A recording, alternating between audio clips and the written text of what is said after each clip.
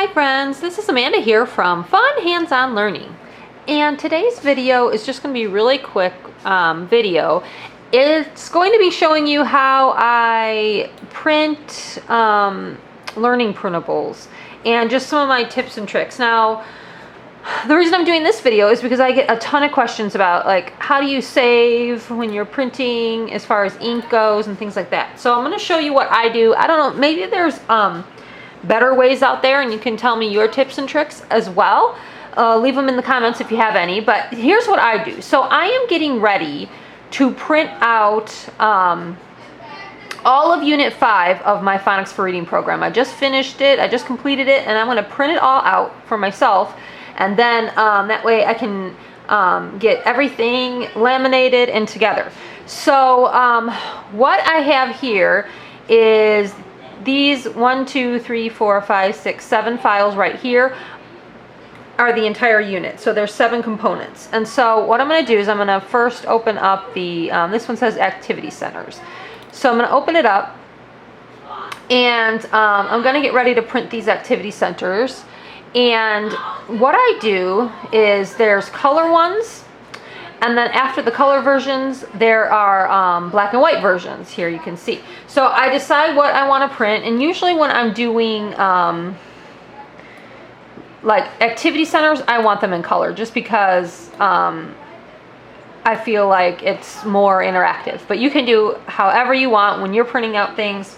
You may not even have a color printer, and that's totally fine. So when you're printing out learning printables from online or from my store or anything, first things first is decide, you know, if you want to print it in color or black and white. So I'm going to print in color, and then what I do is I decide which pages I want to print. So sometimes actually with certain activity centers, I'll print some pages in color and some pages in black and white. But looking at these activity centers, I'm going to print them all in color. So I come up here, and one feature that I really like about Adobe Acrobat, so when you're looking at your activity centers, is you can go up to the top and click on View, and you can't see this.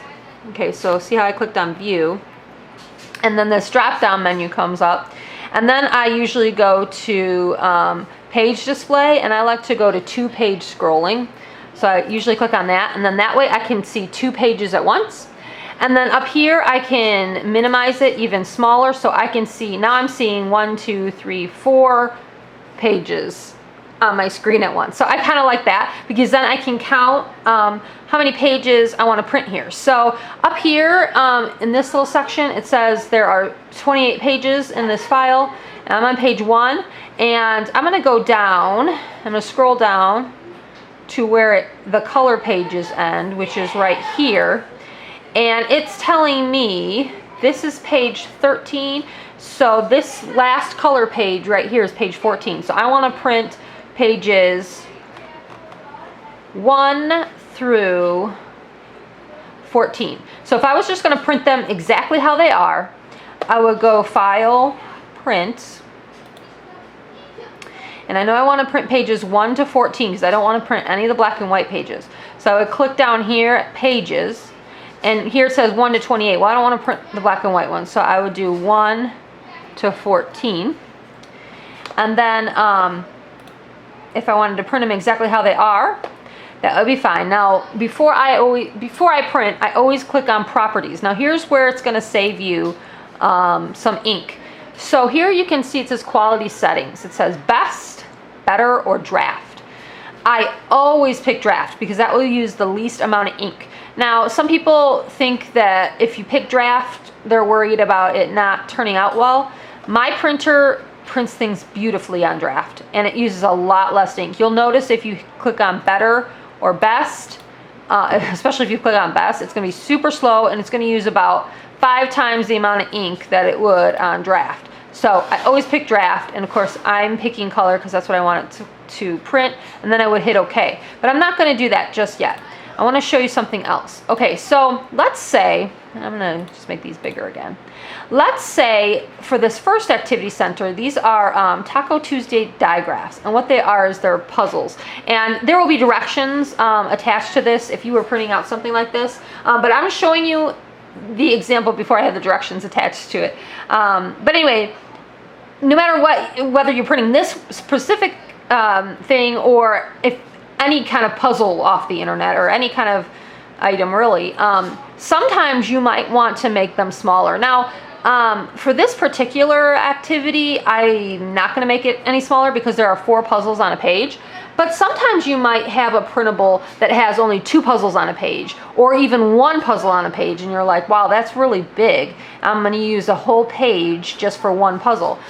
So what you would do if you wanted to do that, let's just say I wanted to print out this first page. There's 4 puzzles on this page, but let's say I still want them even smaller than that. I would go to File, Print, and I'm just going to print the first page, or the page that I'm on. So I'm going to click Current Page. So that way it's just going to print this 1 page, let's say. But you could do it for multiple pages, it doesn't matter. But anyway, I'm just going to print this 1 page just as an example here. And then down here it says, do I want to print an actual page, shrink pages, custom scale, or it even will allow you to print multiple pages. So I can actually click on Properties. And if I click on Properties, it brings this back up where I want to make sure Draft is selected because that will save me ink. And then if I go here to Layout, this is where I always change it. So let's say I want it smaller. I can do 2 pages per sheet. And then that would save me paper and ink because I'm printing 2 pages per sheet. Now, what I'm printing will be smaller, obviously. Oh, you know, actually, let me go back. I do need to print more than 1. Let's say I'm going to print pages, let's just leave it how it is. Okay, 1 to 28. Let's say I'm going to print the whole thing. All right, so let's go back to Properties. And let's go pages per sheet. I'm going to say 2. And I'm going to click OK. Now, when it prints, it's going to print. Here, it shows you down here. Notice how my page numbers are actually smaller because it's going to print, and it's not going to show you it, but it's going to print 2 pages per sheet. So I'm going to get, instead of 4 puzzles on 1 page, I will get 8 puzzles on 1 page. Now the puzzles are going to be a lot smaller, but it will save me half the amount of paper and half the amount of ink.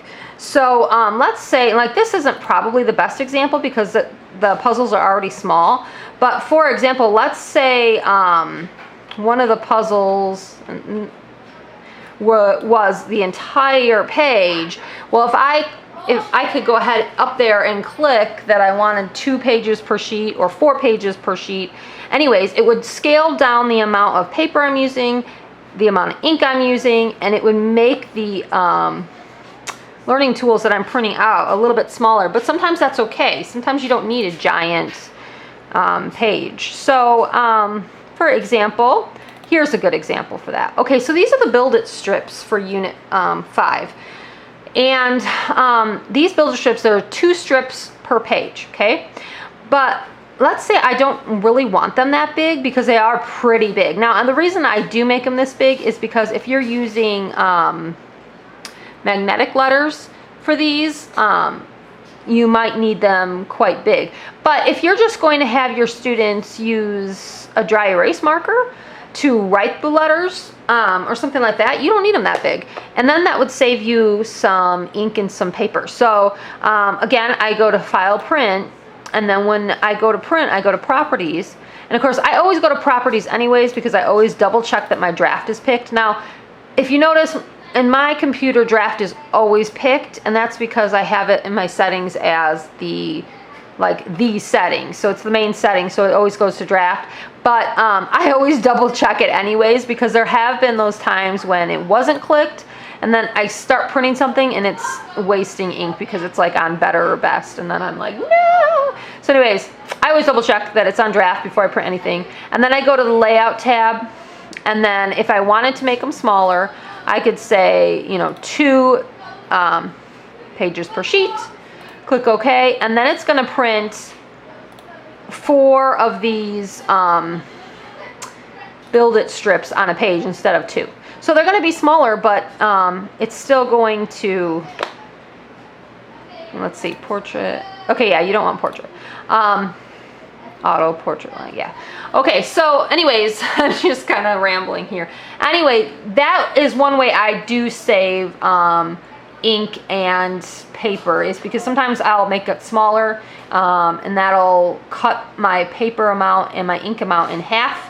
And of course, always print everything on draft, and maybe you already knew that.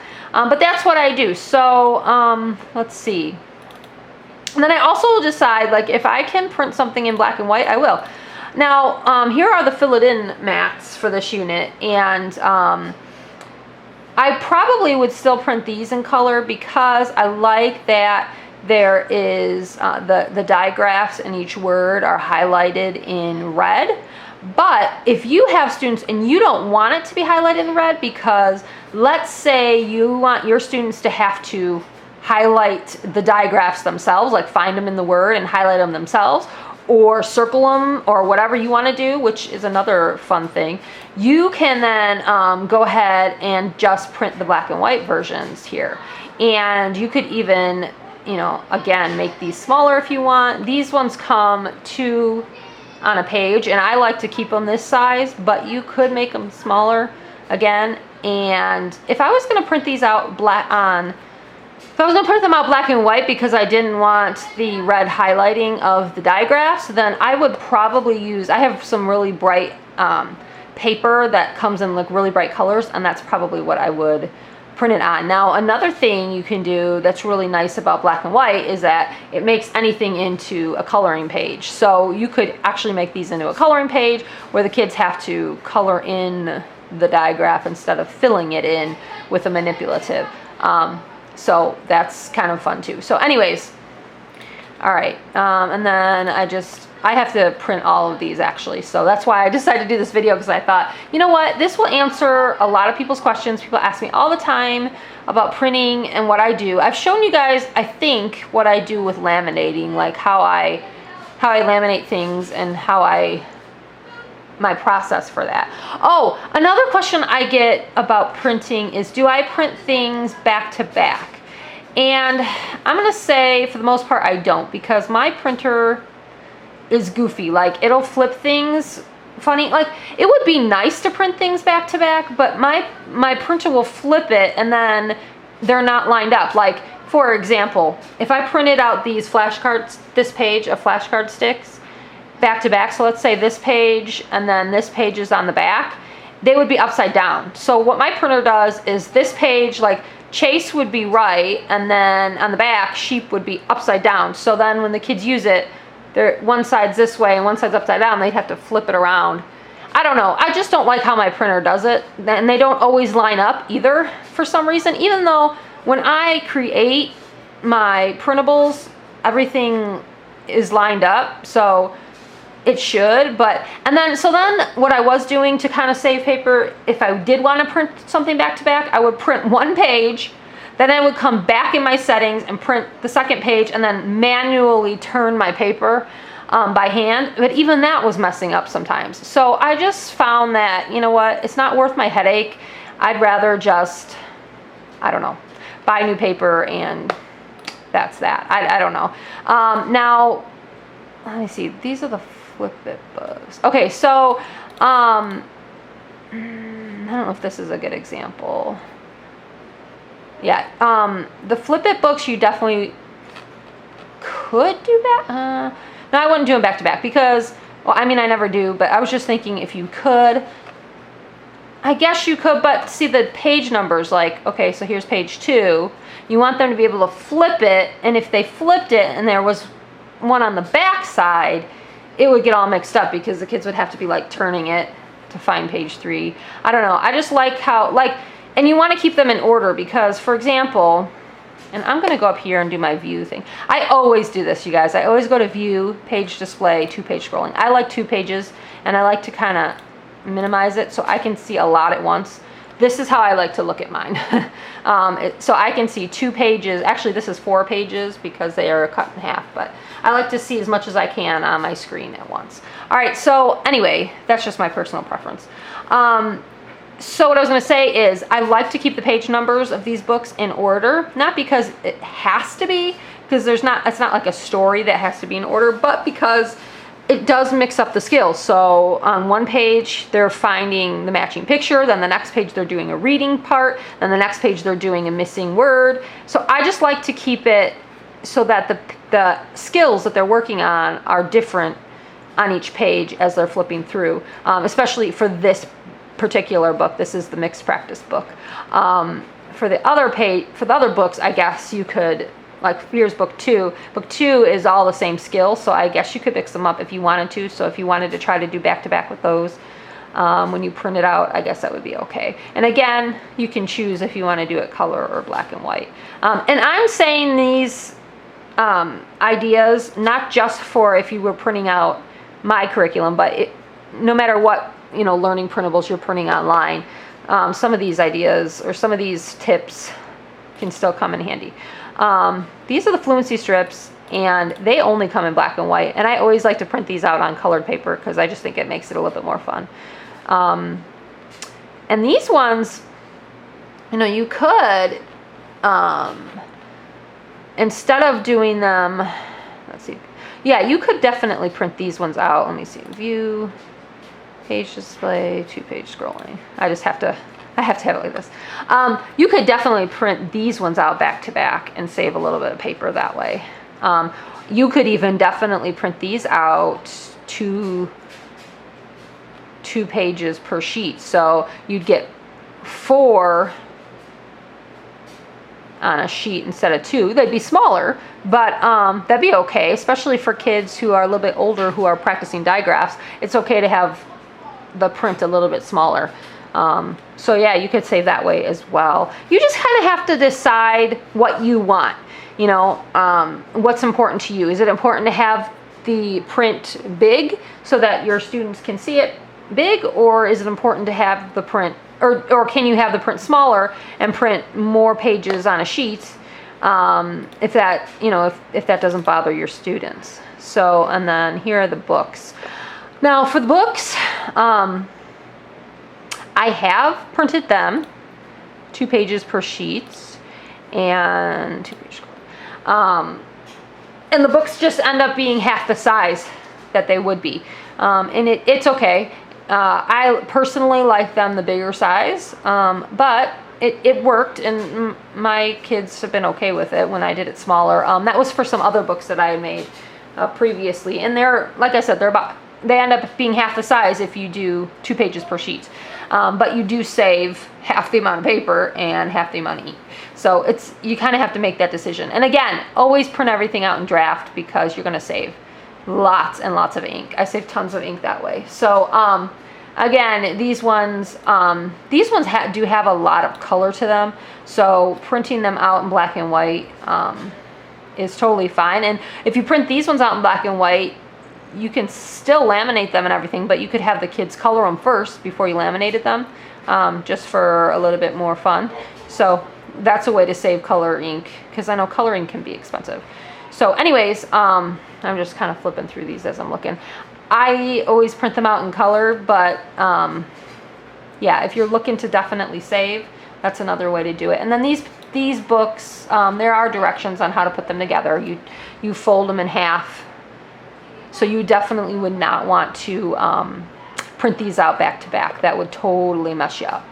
But anyway, all right, you guys, I hope those tips come in handy, and you can use them for whatever you're printing out as far as learning resources for students. And if you have any good tips for me that I did not show on here, please let me know, because I would love to hear. All right, thanks for watching, and we'll see you next time. Bye.